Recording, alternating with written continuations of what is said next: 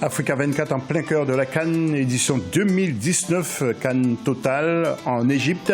Et puis dans sa troisième partie, nous parlerons des à côté justement de cette édition. Et puis nous ferons un clin d'œil aux grands absents de cette CAN 2019. Parmi nos invités, je rappelle bien que c'est le retour justement de Issa Malik Doumbia, entraîneur. Il a fait ses armes, je le rappelle, à Barcelone. Donc, bien sûr, il a été bien formé. Et il va aller en Côte d'Ivoire, là, bientôt, je crois, pour passer quelques jours de congé. Ah ouais, il est formé en plus. Ouais, je voyage là demain. Ouais. D'accord. Et puis, M. Raphaël Aldé Abouem, qui est donc PCR du journal Signature, qui nous rend visite également et avec qui nous allons dialoguer encore tout à l'heure. Les grands supporters du Cameroun qui jouent ce soir contre la Guinée-Bissau. Pour l'interactivité, je vous rappelle bien que vous pouvez intervenir chaque jour sur nos réseaux sociaux pour donner vos pronostics. Pour le Facebook, c'est Africa 24 TV et le Twitter, eh bien c'est hashtag Africa 24 pour le Twitter. Nous attendons vos nombreuses réactions. Tout de suite, nous allons rentrer dans le vif du sujet et justement, nous allons écouter notre rédaction qui a justement travaillé sur les grands absents de cette CAN. Certaines stars ne sont pas en Égypte. Les explications justement avec notre bureau à Yaoundé. C'est connu, la Coupe d'Afrique des Nations est l'une des compétitions qui réunit les joueurs les plus talentueux de la planète foot. Si les stars seront présentes à foison en Égypte, force est de constater que pour différentes raisons, certains beaux noms ne seront pas de la partie. C'est le cas de l'attaquant gabonais Pierre-Emerick Aubameyang, auteur d'une excellente saison avec Arsenal avec 32 buts inscrits en 52 rencontres. L'ancien joueur de Dortmund est tout simplement victime de l'élimination de son pays après avoir terminé 3e du groupe C derrière le Mali et le Burundi. Autrefois sociétaire d'Arsenal, de Manchester City ou du Real de Madrid, Emmanuel Adebayor n'a pas pu tout faire à lui seul avec la sélection togolaise durant la campagne de qualification. Buteur lors du match décisif contre le Bénin, Adebayor manquera la compétition sans doute, synonyme d'un clap de fin avec sa sélection, après 32 buts inscrits en 85 matchs et 4 Coupes d'Afrique des Nations disputées. Autre star qui paye les frais de l'élimination de son équipe, le Burkinabé Bertrand Traoré.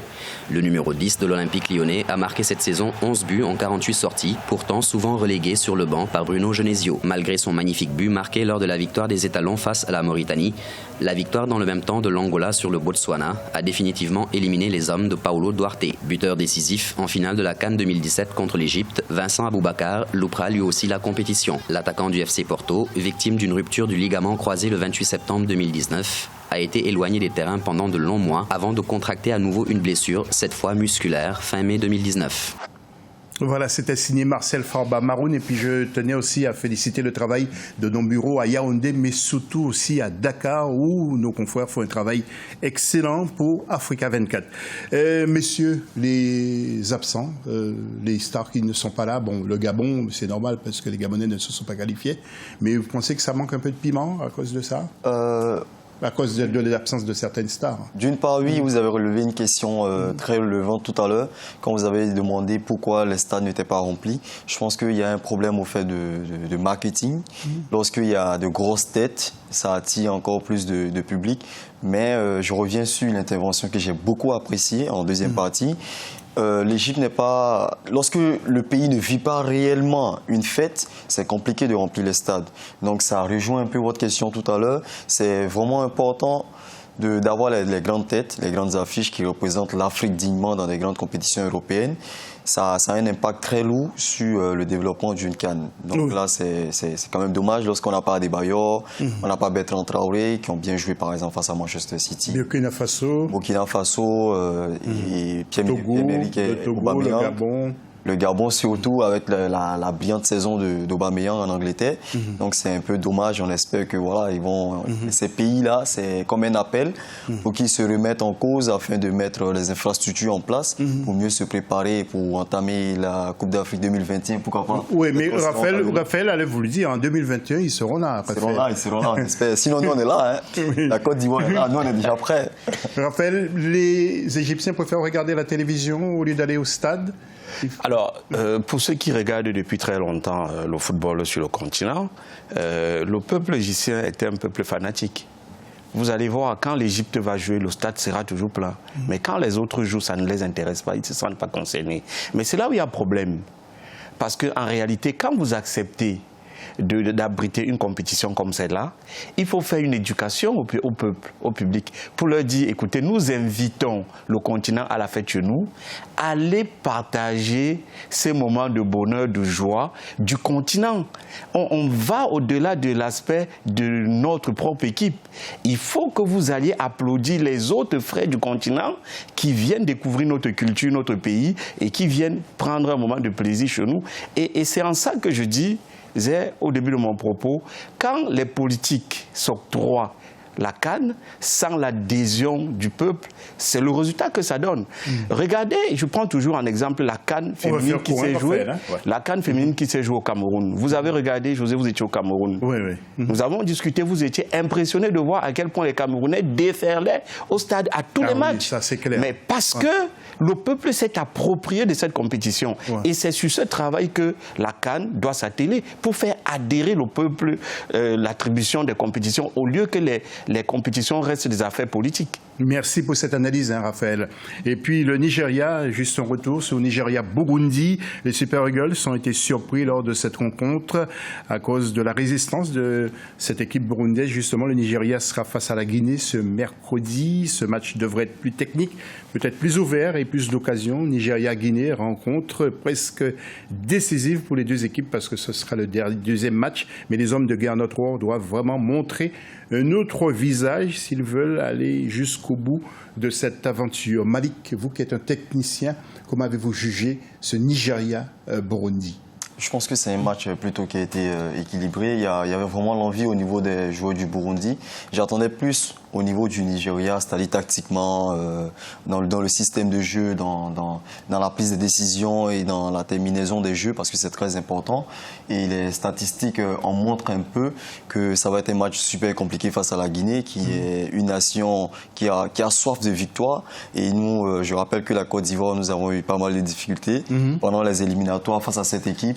Ça va être un match super compliqué et en même temps, ça sera un bon festival pour nous les amateurs du football. Les infos de la CAN maintenant.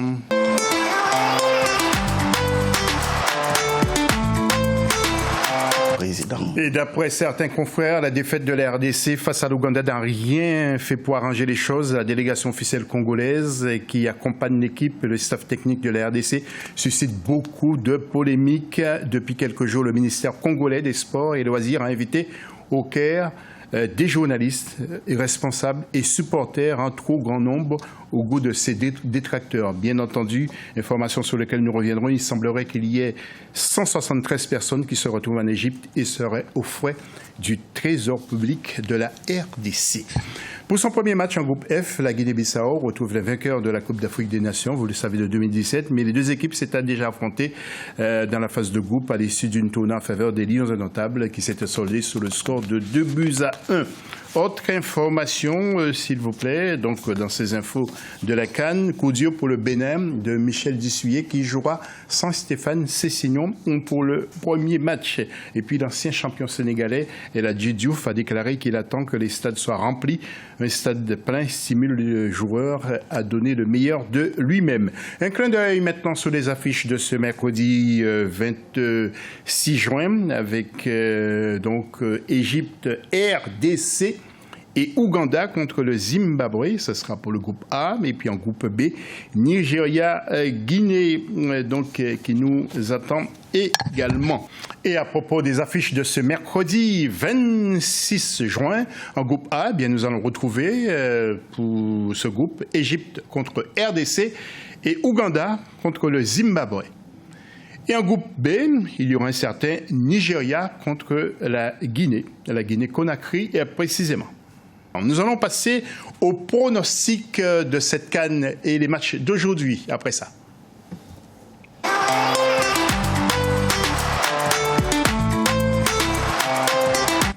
Alors messieurs, vous avez un exercice peut-être pas trop compliqué. Il y a Cameroun-Guinée-Bissau à 19h, 17h GMT et Ghana-Bénin. Vos pronostics, tout d'abord Malik. Cameroun gagnera, je pense que 2-0. Ouais.